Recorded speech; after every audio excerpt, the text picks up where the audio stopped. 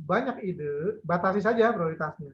Kemudian kalau cari ide yang paling berbobot, yang bermanfaat, itu kalau terlalu banyak. Tapi umumnya kalau saya lihat miskin ide ya teman-teman PAUD ya. Itu tadi sudah saya share. Eh, Takut salah tulis. Jadi kalau bisa tulis hal-hal yang dialami aja. Kalau memang salah tulis. Kalau yang sudah dialami kan berarti kita kenal diri saya. Teh Putri mengenal diri Teh Putri sendiri, benar nggak? Teh Nita mengenal diri sendiri, benar nggak? Ketika kita menulis nggak mungkin salah dong, gitu. Karena kan sudah tahu karakternya masing-masing. Tulis hal-hal yang kayak gitu. Kalau takut menulis tentang orang lain, gitu, atau menulis tentang referensi buku, misalkan takut. Banyak baca, bergaul dengan penulis. Nah ini saya sebelum nulis buku, saya mendekati orang-orang penulis. Jadi Bunda Nurul, jujur saya menulis sekarang ini bukan berarti saya sendiri, tapi awalnya saya dekati ada yang pertama kali saya menulis buku itu adalah saya dekati ada salah satu penulis buku tentang Candi Borobudur. Jadi saya datangi ke mereka, saya beli bukunya, saya minta tanda tangan. Itu tahun berapa ya? Itu tahun 2000-an. Nah, kita kenal buku itu. Terus buku eh, banyak penulis-penulis buku yang saya dekati, saya beli, saya minta tanda tangan beliau. Jadi itu menjadi inspirasi kita bergaul dengan penulis. Mulai dengan kalimat bermakna, ya di FB, Facebook, di IG dan sebagainya itu caranya itu. Ikuti kegiatan yang menginspirasi. Kayak seperti ini, saya kira ini banyak inspirasi ya. Tadi Bunda Nurul sudah memulai, siapa yang sudah pernah nulis? Nah, itu diharapkan inspirasi buat teman-teman. Bagus, saya setuju. Praktek nulis. Nah, ini kita ke inti. Saya membagi 4 sebenarnya, tetapi ketika saya pengalaman saya dan saya melihat referensi, ternyata ada banyak nih, ada 8, ada 9. Tapi yang poin penting saya bintangi saja ya, Bapak Ibu sekalian, supaya tidak terlalu luas. Yang sudah bisa menulis disamakan saja atau menambah referensi, tapi yang belum pernah menulis, yang pertama untuk kiat penulis muda itu temanya dulu. Saya sudah beberapa kali diskusi dengan Bunda Nurul gitu. Temanya ini Pak Ade, udah. Jadi ada beberapa tema, mana yang cocok? Nah itu temanya itu dulu gitu. Teh Putri atau Teh Nita, silakan aja. Dan teman-teman yang lain buat tema apa? COVID, tema apa tentang cara belajar di suasana COVID dan sebagainya. Buat kerangka. Kerangka itu, jadi kalau di Alenia itu buat 1 atau 2, 3 kalimat. Nah, itu sebenarnya kerangka gitu. Kerangka dasar tulisan. Dan terakhir kerangka pengembangan. 4 ini cukup untuk memulai. Nah, sisanya yang saya dapat juga dari referensi, kemudian saya bisa share itu cari referensi, kemudian harus berani menuangkan tulisan, melihat foto dan judul, mengedit tulisan, jadi memposting tulisan. Contoh, Bapak Ibu sekalian, karena temanya misalkan pandemik, guru PAUD hebat, ini contoh ya. Guru PAUD hebat, saya turunin dulu, menghadapi pandemi COVID-19. Ya. Buat seperti ini aja, ini mudah nih. Atau terkait dengan apalah, tentang nggak usah politik lah, yang kayak gini-gini aja lah. Politik udah pusing saya. Kemudian contoh, ini contoh. Yang berikut, yang kedua tadi, buat tema. Ya ini tema. Tema itu tidak harus yang sulit. Misalkan ini kan temanya guru PAUD menghadapi pandemi COVID. Jadi 1, 2, 3, 4, 5, 6 kata dalam satu kalimat. Itu tema. Guru hebat. Ya udah bilang aja di sini kerangkanya buat guru hebat di masa pandemi. Alumni 1. Jadi caranya gitu. Jadi Ibu dan Bapak buat tema, tapi dari tema ini ambil aja satu. Misalkan guru hebat, nah, taruh di sini kerangkanya. Ini kan kerangka ya. Kerangkanya itu mau buat 4, mau buat 2, dan sebagainya. Semakin banyak kerangkanya, maka semakin banyak jadi tulisan yang banyak. Buat seperti itu. Saya pun seperti itu. Di buku saya yang pertama, kedua, 3, dan 4 seperti ini. Kenapa? Karena setelah kita buat judul kerangka ini, maka akan mudah nyari referensi. Jadi kalau mungkin kalau di bahasa kuliahnya, kalau kita sudah punya satu referensi ini, tinggal di googling aja. googling di Google atau di Akademi Edu dan sebagainya, itu pasti akan keluar guru hebat. Ambil aja. Nah, kemudian setelah di copy, dicek lagi mana yang kira-kira cocok. Caranya seperti itu. Atau kalau punya bahasa sendiri, tulis aja bahasa sendiri. Jangan takut salah. Sekali lagi, ketika menulis tema dan kerangka, jangan melihat strukturnya dulu. Tadi ada yang bilang takut salah eja, takut struktur, takut menuliskan susunan kata-kata kalimat. Jangan, itu nanti dulu, belakangan itu. Saya pun seperti itu.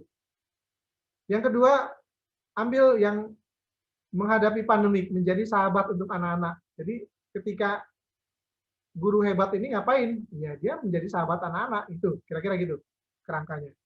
Ngapain lagi? Ya kalau begitu ketika pandemik guru hebat itu berarti yang punya kreasi. Jadi gitu aja, ambil dari sini aja.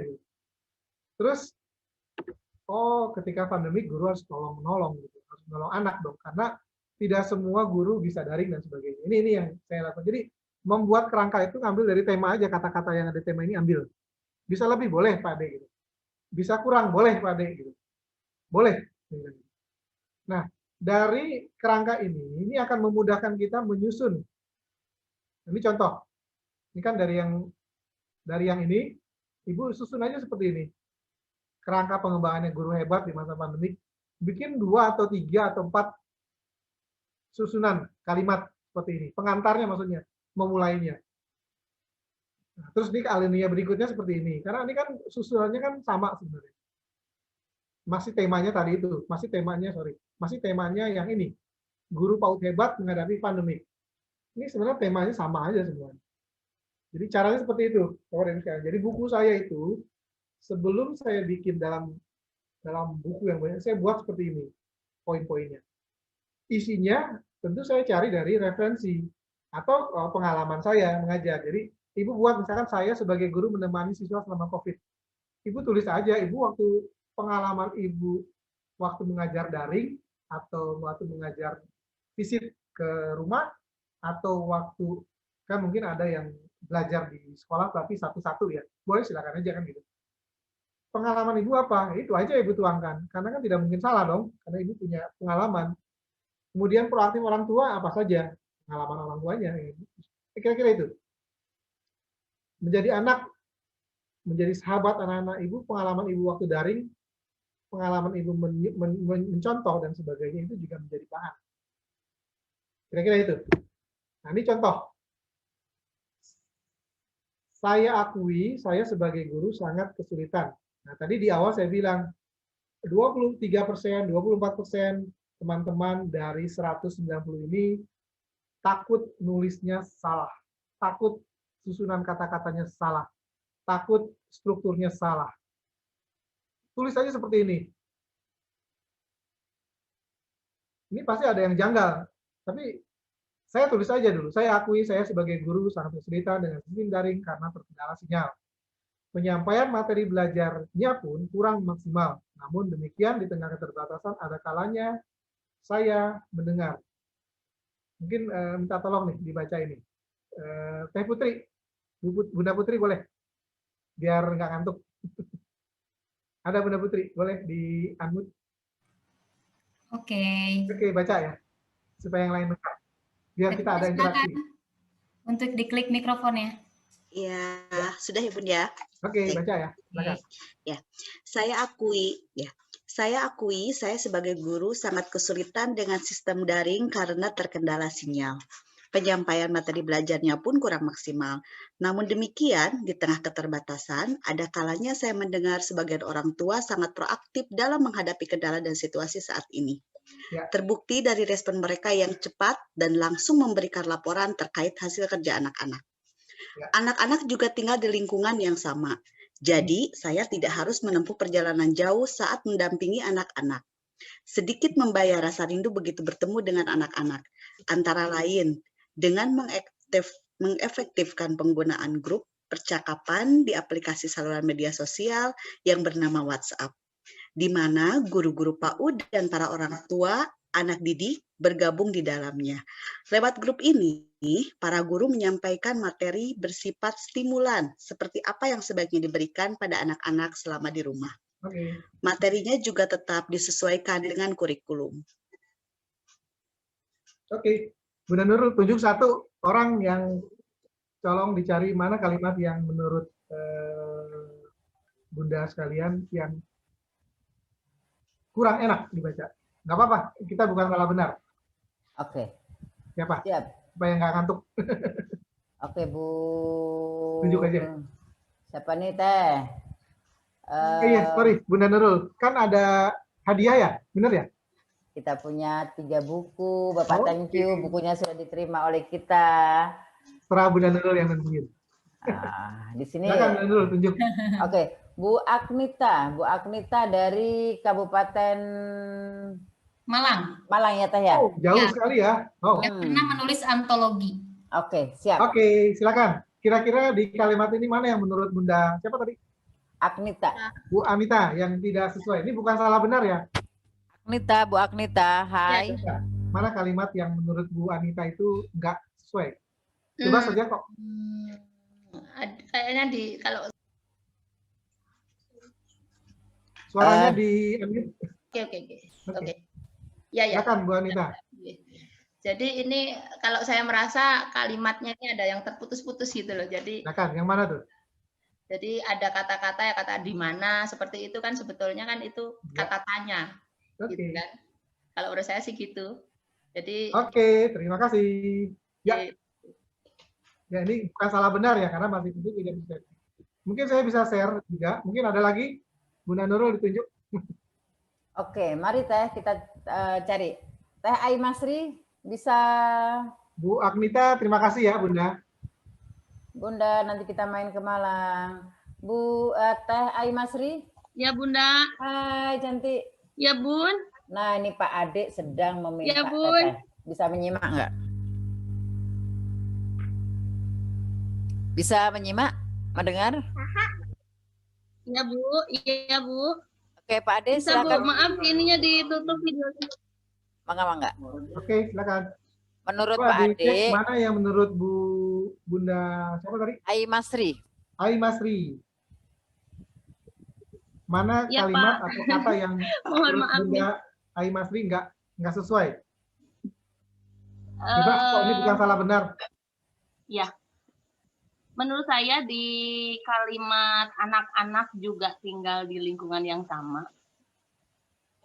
Mungkin sebaiknya sebagian besar kali ya. Oke. Sebagian besar, ditambahkan sebagian besar anak-anak tinggal di lingkungan yang sama. Ya. Oke, terima kasih. Oke. Bunda Aimasri. Dari mana tuh Bunda Aimasri? Dari Tasik. Dari Tasik. Oh, Tasik jauh. Yang paling jauh lagi. Oke. Satu lagi Bunda Nurul. Yang paling jauh? Ya, ada lagi nggak? Ada, Pak. Wow. Ada di mana Teh? Yuk Jawa kita cari. Timur. Siapa nih? Siapa? Jawa Timur, Malang tadi. Tadi sudah Malang, Teh. Bagian ke barat kali ya? Ujung barat ada nggak? Kaltim. Siapa? Oh ya, Kaltim ada. Waduh. Bu Arita. Bis. Kita apresiasi yang dari Kaltim. Silakan. Bunda Arita silakan diklik mikrofonnya. Nggak apa-apa ya, Bunda Nurul. Ada interaktif sedikit kayak gini ya. Sangat Pak, mangga Pak. Diserahkan sepenuhnya ke Pak Ade sama Teh Anit. Baik, sudah terbuka mikrofonnya, silakan Bunda Arita. Ya. Assalamualaikum warahmatullahi wabarakatuh. Ya, silakan Bunda. Siapa namanya? Bunda Alita. Lita. Alita. Arita. Iya. Pakai R.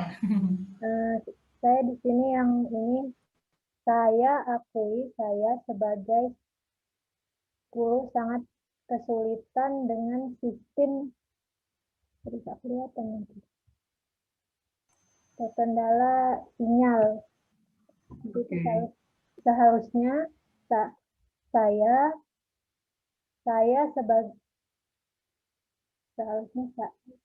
sebagai guru sangat kesulitan. Oke. Ya, paham. Ya. Terima kasih Bu Alita. Oke, cukup ya. Cukup. Terima kasih, Bu Nurul. Kita lanjut. Yang penting kita ada interaksi dari teman-teman sekalian. Nah, ini sebenarnya tadi kan 23% dan 24% itu teman-teman takut. Takut ya, ada satu takut dan yang kedua hambatan. Takut nulis salah. Takut susunan kata-katanya salah. Takut struktur kata-katanya salah. Nah, itu dibuang dulu. Jangan seperti itu. Karena kita, nah ini, sebenarnya tulisan ini saya ambil dari salah satu harian Kompas ya. Bayangkan, harian Kompas saja tadi teman-teman sudah ada 3 orang, yaitu Bunda Agnita dari Malang, Bunda Ai Masri dari Tasik, Bunda Alita dari Kaltim ya. Itu saja melihat yang berbeda-beda. Artinya apa?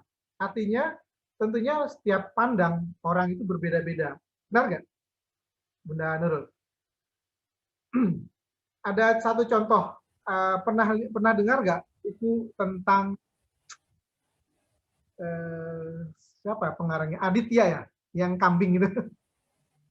Itu bahasanya kalau Bapak Ibu sekalian lihat itu bahasa lulu gue, bahasanya itu nyeleneh gitu. Tapi buku itu bestseller. Nah, artinya apa? Kadang-kadang buku yang bestseller itu tidak harus melihat susunan kata. Nah, ini sebagai pengalaman aja, bukan berarti kita menulis buku harus kalau gitu saya nulisnya asal-asalan, enggak. Tetap ada pakemnya. Tetap tadi kita harus punya masing-masing punya background, pendalaman masing-masing. Nah, ini setelah saya lihat, nah ini tadi yang Bunda Aita, ya lumayan ya, saya sebagai guru. Nah ini yang tanda merah ini yang saya agak ragu gitu, maksudnya kalimat ini double, kalimat ini kok nggak nyambung ya, ini yang saya buat merah-merah itu. Ini proses editing namanya. Jadi yang pertama-tama Bapak Ibu sekalian, buat saja kata-kata yang seperti ini. Misalkan, tadi teknik menulis supaya Bapak Ibu sekalian gampang, tulis jam 2 pagi sampai jam 4, taruhlah 1 lembar. Besok paginya atau sorenya, Bapak Ibu sekalian edit sendiri, self-editing. Nah ini, jadi, atau mau nulis Facebook misalkan, besok paginya, hari ini mau nulis, besok jangan langsung di-share, besok pagi tulis, di-share, supaya pasti berbeda itu. Kalau kita nulis hari ini, besok pagi misalkan kita baca lagi pasti akan berbeda karena kita bahasanya kurang pantas dan sebagainya. Jadi self editing itu diperlukan untuk itu.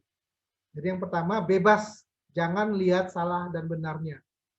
Hari kedua atau besoknya pasti Bapak Ibu sekalian ketika melihat lagi tulisan itu akan ini kurang dan sebagainya. Nah, barulah kita naskah setelah proses editing. Jadi seperti ini proses editingnya, self-editing. Tapi kalau buku biasanya ada editor. Tapi kalau misalkan buku sebelum ke editor, kita nggak apa-apa belajar. Gitu. Karena seorang editor pun awal mula seperti ini.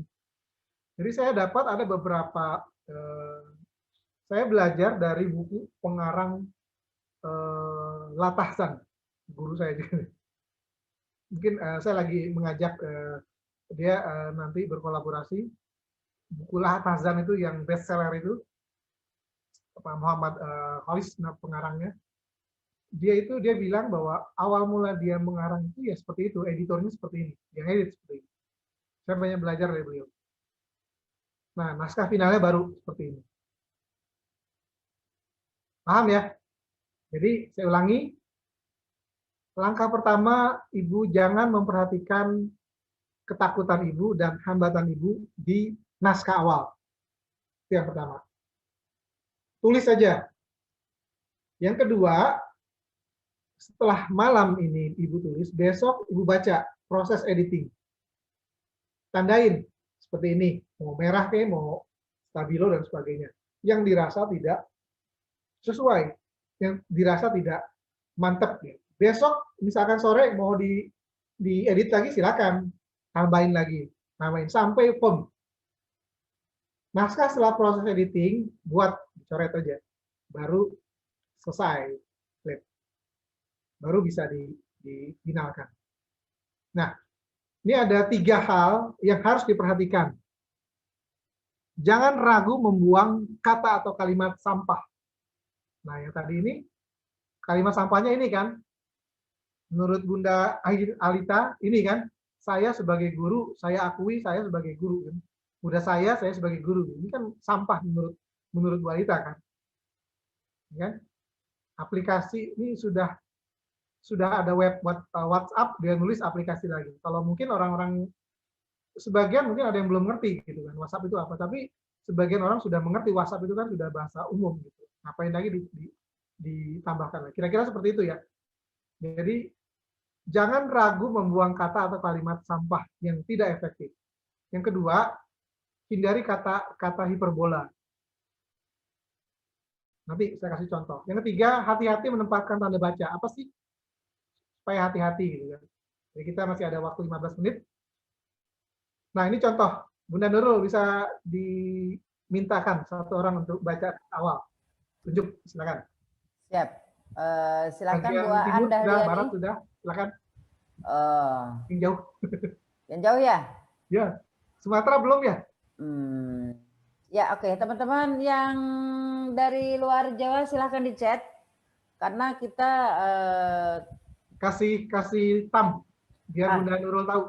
Oke, saya pengen memanggil nama yang sama dengan saya, Dok. Ada juga yang namanya Nurul. Hai Bu Nurul.